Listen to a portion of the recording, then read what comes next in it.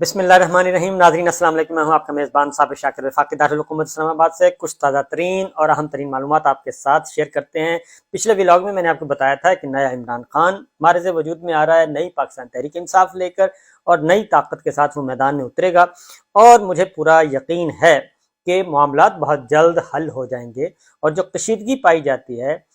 Military side پہ اور عمران خان صاحب کے درمیان، وہ کشیدگی ختم ہوگی، برف پگھلے گی اور معاملات آگے بڑھیں گے۔ اور یہ جو پورے ملک میں اس وقت ہزاروں سیاسی قیدی بنا کے رکھے ہوئے ہیں، انسانی حقوق کی خلاف ورزی ہو رہی ہے، عالمی برادری اقوام متحدہ اس کی مذمت کر رہی ہے، اور پاکستان کی بدنامی ہو رہی ہے، پاکستان کو بدنامی کی عطا گہرائیوں میں لا کے پھینک دیا ہے۔ ہماری مائیں بہنیں بیٹیاں گرفتار ہیں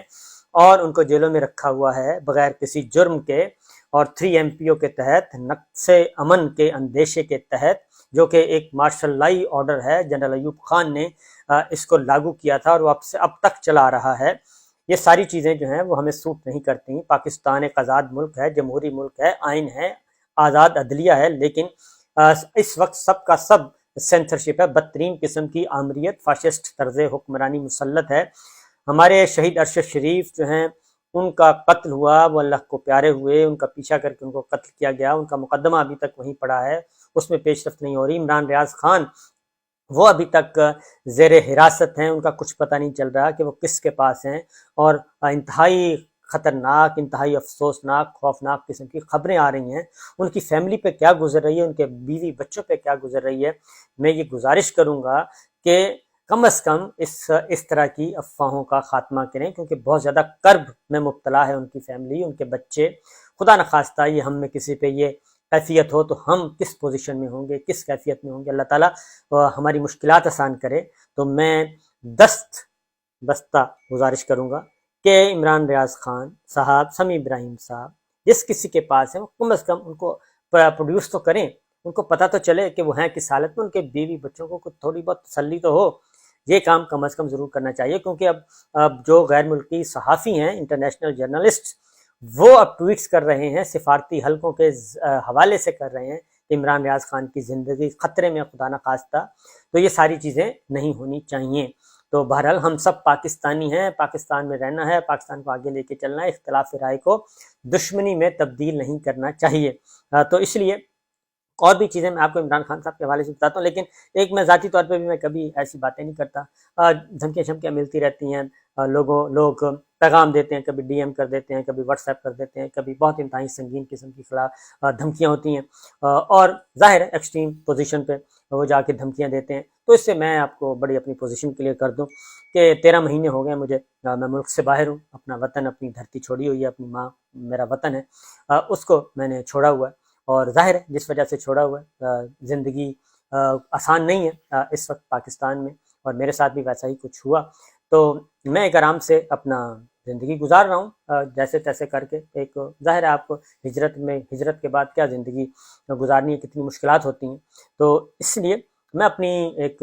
آنیسٹلی ایک اوپینین رکھتا ہوں اور وہ دیتا ہوں، اور کسی قسم کی۔ تو آج ہوا یہ کہ عمران خان صاحب نے ایک بنایا جی کمیٹی بنا دی، اور میں نے آپ کو بتایا تھا کہ عمران خان صاحب آئیں گے واپس، اور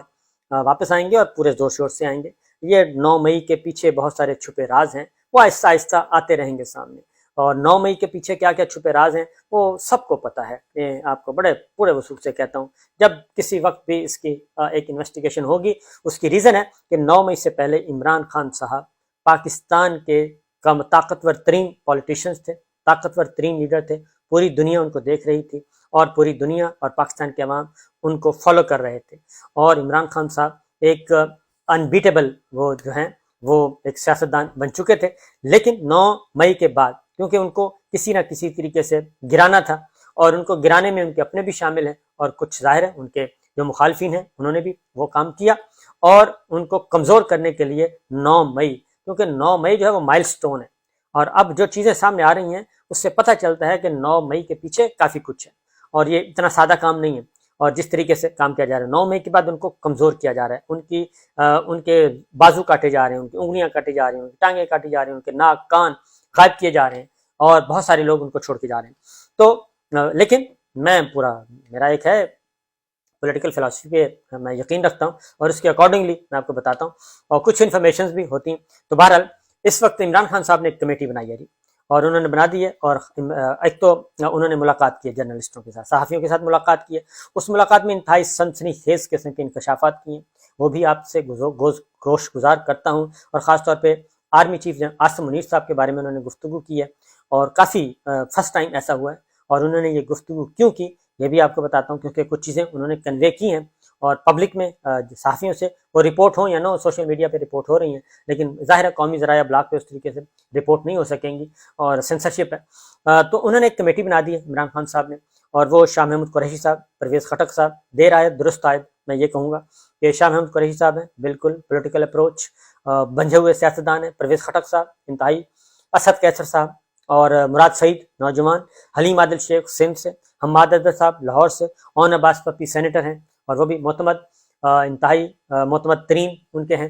تو یہ کمیٹی بنا دی ہے، یہ مذاکرات کرے گی۔ اب یہ کمیٹی مذاکرات کرے گی تو فوری طور پہ،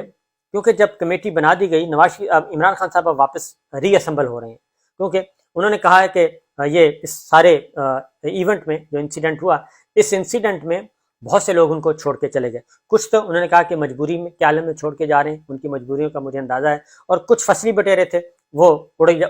رہے ہیں۔ تو اچھا ہوا کہ ایک دفعہ یہ ساری چیزیں، یہ بھی ڈسٹ صاف ہو جائے۔ تو انہوں نے کہا کہ ایک تو میں سرپرائز دوں گا آنے والے دنوں میں۔ انہوں نے جب کمیٹی بنائی تو سب سے زیادہ مسئلہ کس کو ہوا؟ سب سے پہلے نواز شریف صاحب، اور نواز شریف صاحب لندن میں موجود ہیں، آپ دیکھیں فوری طور پہ ان کا ٹویٹ آتا ہے، اور ٹویٹ آتا ہے کہ جی بات چیت صرف سیاستدانوں سے کی جاتی ہے، شہداء کی یادگاروں کو جلانے والے، ملک کو آگ لگانے والے دہشت گردوں اور تخریب کاروں کے گروہ سے کسی قسم کی کوئی بات چیت نہیں ہوگی، یہ نواز شریف صاحب کہتے ہیں۔ اور اس کے بعد مریم صاحبہ آ گئی، انہوں نے بھی بہت تیل چھڑکا، اور ان کو کیا خطرہ، کیا یہ مذاکرات نواز شریف صاحب سے ہونے ہیں یا مریم صاحبہ سے ہونے ہیں؟ ان سے تو نہیں ہونے۔ تو میں نے اس پہ ایک ٹویٹ کیا، میں نے اس کا جواب دیا، میں نے کہا میاں صاحب آپ کو غلط فہمی ہوئی ہے، آپ بالکل موڈ نہ بنائیں، اور عمران خان جو ہیں ان کی کمیٹی جو ہے وہ ان سے مذاکرات کرے گی جن سے آپ جیل ہسپتال میں مذاکرات کر کے لندن گئے تھے، کیونکہ اس وقت بھی مسلم لیگ نواز اور نواز شریف صاحب اور مریم بی بی یہ سارے یہی کہتے تھے کہ بھئی ہم عمران خان صاحب سے کیوں این آر او مانگیں، ہم این آر او لیں گے جن کے پاس اختیار ہے، اور پھر این آر او ملا، وہ جنرل باجوہ صاحب کے ڈرائنگ روم میں یہ سارا کچھ ہوا۔ تو میں نے یہ ٹویٹ کیا۔ اس کے بعد ہوا یہ کہ ایک اس کا نیچے احسان اللہ خان ہے، جمعیت علماء اسلام کے آفیشیل ان کا یہ ٹویٹر اکاؤنٹ ہے، ویریفائڈ ہے، اور احسان اللہ صاحب مولانا فضل الرحمان صاحب کی تصویر لگی ہوئی ہے، ٹیم ٹویٹر JUI کے نام سے ہے، JUI pakistan.org.pk، یہ سارا کچھ لکھا ہوا ہے، اور یہ ہے ان کا جناب۔ اور انہوں نے ایک مجھے باقاعدہ طور پہ ایک دھمکی دی، انہوں نے کہا جی کاش آپ پاکستان میں ہوتے، کاش آپ پاکستان میں ہوتے۔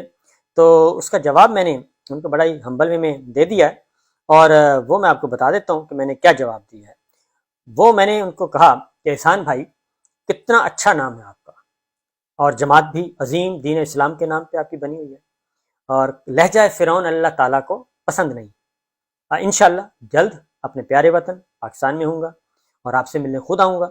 اور مولانا فضل الرحمان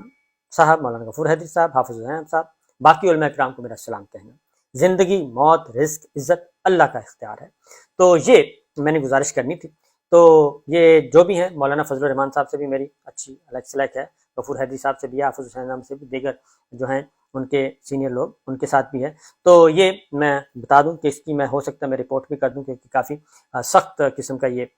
مجھے دی گئی ہے، میسیج دیا گیا ہے، اور اس میسیج کا، اور وہ بھی ایک مذہبی جماعت کی طرف سے، دینی جماعت اور آفیشیل ٹویٹر اکاؤنٹ سے ہو، تو میں ان کو ظاہر ہے یہ ضرور کروں گا انشاءاللہ۔ تو بہرحال جی یہ ساری چیزیں تو ظاہر ہے اب یہ جو کچھ ہو رہا ہے جناب، یہ ساری چیزیں ہمارے سامنے، اور یہ پاکستان میں بھی ایسا ہی، سمیع ابراہیم صاحب ابھی تک لاپتہ ہیں، ان کا بھی نہیں کچھ پتہ۔ تو بہرحال اب آتے ہیں پالیٹکس کی طرف جی۔ نواز شریف صاحب، عمران خان صاحب نے، کیونکہ یہ سارا جو ہلچل اچانک ہلچل ہے، تو یہ مذاکرات جو کرے گی کمیٹی، یہ بڑی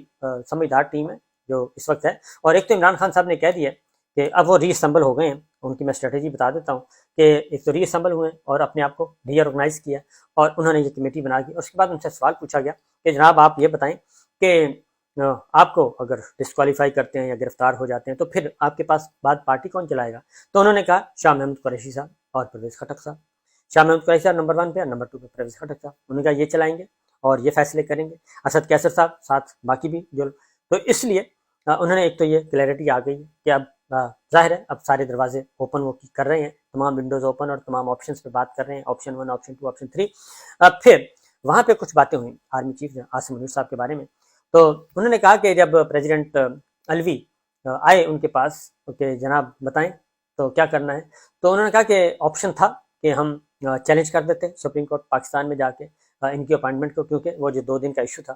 2 دن پہلے انہوں نے ریٹائر ہونا تھا, تو ہم کر سکتے تھے کیونکہ ان کو ایکسٹینشن دے کے پھر آرمی چیف بنایا گیا. تو لیکن میں نے پریزیڈنٹ الوی سے کہا کہ نہیں ایسا کچھ نہیں کرنا, آپ جائیں اور فوراً جا کے سمری اپروو کریں, اور اس لیے ہم نے ایک اچھا میسیج دیا. لیکن انہوں نے کہا کہ اس کا ہمیں جواب یہ ملا کہ آج جو کچھ ہو رہا ہے ہمارے ساتھ وہ عمران خان صاحب اس پہ بالکل قائم ہے کہ یہ ان کی وجہ سے ہی ہو رہا ہے اور ان کے حکم کے تحت ہی ہو رہا ہے. جو کچھ ہوا, جیسے ان کو اسلام آباد ہائی کورٹ سے اٹھایا گیا, کیونکہ وہ اسلام آباد ہائی کورٹ میں بھی کچھ باتیں کنوے کر چکے ہیں انٹرنیشنل ذرائع ابلاغ کو, وائس آف امریکہ کو بھی, دیگر بھی غیر ملکی میڈیا کو بتا چکے ہیں کہ ان کے پیچھے کون ہے. تو یہ مس انڈرسٹینڈنگ بہت ہی سویر قسم کی چل رہی ہے, اور یہی بنیادی لڑائی کی وجہ ہے. بنیادی جو اس وقت جھگڑا چل رہا ہے وہ یہی ہے, پرسنالٹی کلیش بٹوین 2 پاورفل جو ہیں ہمارے پلر. ایک ہیں عوامی طاقت سابق وزیر اعظم عمران خان صاحب, اور ایک ہیں آرمی چیف عاصم منیر صاحب سپہ سالار ہیں وہ. لیکن ایک بات تو عمران خان صاحب نے ایک اور بات بھی کی تھی. انہوں نے کہا کہ ان کو جب DGISI کے عہدے سے ہٹایا تو انہوں نے کہا کہ یہ باجوہ صاحب, اب یہ باجوہ صاحب نے بتایا کہ باجوہ صاحب نے کے پاس انہوں نے کہا کہ جی ماشاءاللہ لگا دیں آپ, تو اس طرح کی باتیں بھی ہوئیں. پھر عمران خان صاحب نے یہ بھی ایک کہا کہ جب سے عاصم منیر صاحب کو پریزیڈنٹ جناب صدر الوی صاحب نے وہ اپروو کی ان کی سمری اور وہ آرمی چیف بن گئے, تو اس کے بعد سے لے کے آج تک وہ آرمی چیف کا فون ہی اٹینڈ نہیں کرتے, پریزیڈنٹ کا فون ہی اٹینڈ نہیں کرتے. Army chief commander in chief ہیں, تو معاملہ یہاں تک پہنچا ہوا. میں صرف اتنا کہوں گا کہ یہ تو بڑی الارمنگ قسم کی خبریں ہیں. اس طرح ہونا نہیں چاہیے, کیونکہ جب آپ بہت بڑے عہدے پہ پہنچ جاتے ہیں اور اللہ تعالیٰ نے آپ کو اسلامی جمہوریہ پاکستان اور دنیا کی 6ٹھی بڑی فوج, طاقتور فوج کا سپہ سالار بنایا, اور وہ بھی ایک جوہری طاقت ہے اس کا, تو اس میں اس طرح کی چیزیں جو ہیں وہ نہیں ہونی چاہیے. عمران خان صاحب کو بھی کے کان بھی بھرنے والے لوگ بہت ہیں, اور آرمی چیف کے کان بھرنے والے بھی بہت لوگ ہیں, اور جب اس طرح کے لوگ تھے تو اب میرا خیال ہے کہ عمران خان صاحب کے ارد گرد سے تو شاید وہ مسئلہ صاف ہو جائے, مسئلہ چھٹ جائے, اور اب چیزیں آگے کی طرف بڑھیں. تو معاملہ میں پھر کہوں گا کہ اب دیکھتے ہیں کیا ہوتا ہے, اور اب مذاکرات کس صورت پہ جاتے ہیں, کس نہج پہ جاتے ہیں. اس کی ریزن ہے کہ اب زیادہ, ہاں ایک اور بات بھی عمران خان صاحب نے کی کہ جناب ان کا کوئی ارادہ نہیں ہے کہ یہ الیکشن کروائیں گے اکتوبر میں بھی, اور ہم آئینی جدوجہد اور قانونی جدوجہد جاری رکھیں گے اور ہم الیکشن کی طرف بڑھیں گے, کیونکہ اکتوبر میں بھی ان کا کوئی ارادہ نہیں ہے الیکشن کروانے کا. اور اگلی بات یہ کہ انہوں نے کہا کہ یہ جنرل ضیاء سے مشابہت ہے اس وقت جو سچویشن ہے, اور ہو سکتا ہے انہوں نے کہا کہ ماشاء اللہ کی طرف بھی جایا جائے, لیکن ہم سٹرگل کریں گے اور پرامن جدوجہد کریں گے اور آگے بڑھیں گے. اور وہ آج عمران خان صاحب بالکل پریشان نہیں تھے. پہلی بات تو یہ کہ میری کوئی تقریباً 4-5 جرنلسٹ جو اس میٹنگ میں موجود تھے ان سب سے بات ہوئی, اور میں نے ان سے چیزیں معلوم کرنے کی کوشش کی, تو ان سب نے بتایا کہ وہاں پہ کوئی پریشانی والی کوئی بات نہیں تھی, کانفیڈنٹ تھے, بہت زیادہ پر اعتماد تھے, اور آگے بڑھنا چاہ رہے تھے. اور انہوں نے کہا کہ انشاءاللہ میں اب سرپرائز دوں گا, اور چیزیں بھی کچھ ایسی ہی ہیں. اس کی وجہ یہ ہے کہ جس طریقے سے دیوار شرم بنائی گئی ہے اور اس پہ پاکستان تحریک انصاف کے رہنماؤں کے تصویریں اور اس کے اوپر جو سلوگنز اور جو سائن اس پہ لگائے گئے ہیں, اور پھر PMLN کے اور PDM کے لوگ آتے ہیں اور ان کو جوتے مارتے ہیں, تو وہ, اور دوسری جانب پھر پاکستان تحریک انصاف کے لوگ بھی آ گئے, انہوں نے وہ پوسٹر پھاڑ کے پھینک دیے. تو مریم صاحبہ اور نواز شریف صاحب کو سب سے بڑا خطرہ ہے کہ کہیں ایسا نہ ہو کہ عمران خان صاحب کے معاملات جو ہیں وہ درست ہو جائیں ہماری افواج کے ساتھ. عمران خان صاحب نے کہا کہ میری فوج کے ساتھ کسی قسم کی نہ کوئی لڑائی ہے, نہ تھی, اور نہ آئندہ ہوگی. فوج بھی ہماری اور ہم بھی فوج کے, پاکستان زندہ باد ہے, پاکستان زندہ باد رہے گا. تو یہ جو کوشش کر رہے ہیں جو لوگ کہ میری فوج کے ساتھ لڑائی ہو جائے, یہ ممکن نہیں ہوگی, اور ادارے کے ساتھ ہماری کوئی لڑائی نہیں ہے. پرسنالٹی کلیش چل رہا ہے آرمی چیف کے ساتھ, وہ دیکھتے ہیں وہ کب آئس بریک ہوتی ہے. اگر ہو جائے تو بہت اچھی بات ہے, ادروائز جس طریقے سے جوڑ توڑ کی پالیٹکس اور حصوں بخروں میں ٹولیاں بنا کے ایک نئی جماعت بنانے کی کوشش کی جا رہی ہے، اس کا نتیجہ کچھ نہیں برآمد ہوگا۔ مجھے تو اس کا نتیجہ ماضی میں بھی بیکار اور بالآخر انہیں قائدین سے مدد لینی پڑتی ہے، انہیں قائدین کے ساتھ بات چیت کرنی پڑتی ہے، ان کے ساتھ بیٹھنا پڑتا ہے دوبارہ، تو پھر اتنی تلخیاں کیوں بڑھائی جائیں؟ اور اصل چیز کیا ہے؟ تو بہرحال جب انسان پہ نفس کا غلبہ ہو جائے اور نفس کا غلبہ ہو جائے تو پھر یہ چیزیں اچھائی کی طرف نہیں جاتی۔ تو بہتر یہی ہے کہ اللہ تعالیٰ کے دیے ہوئے اصول و ضوابط کے مطابق عجز و انکساری سے کام لیں، اور پاکستان سے اگر ہم مخلص ہیں، اور خاص طور پہ ہمارے بڑے جو ہیں وہ پاکستان سے مخلص ہیں، تو پھر پاکستان کا سوچیں، پھر یہ نہ سوچیں کیونکہ یہ جو انسیکیورٹی ہے نا کہ جی وہ آیا تو میں نہیں ہوں گا، میں اپنے آپ کو بچانا ہے اور میں صرف اس لیے ایسے بچ سکتا ہوں کہ وہ نہ آئے، یہ اس طرح کچھ نہیں ہوتا۔ اللہ تعالیٰ کے یہاں پتہ نہیں کیا کیا لکھا ہوتا ہے، اللہ تعالیٰ نے پلک جھپکنے میں کیا کرنا ہوتا ہے۔ اجازت دیجیے، اللہ حافظ۔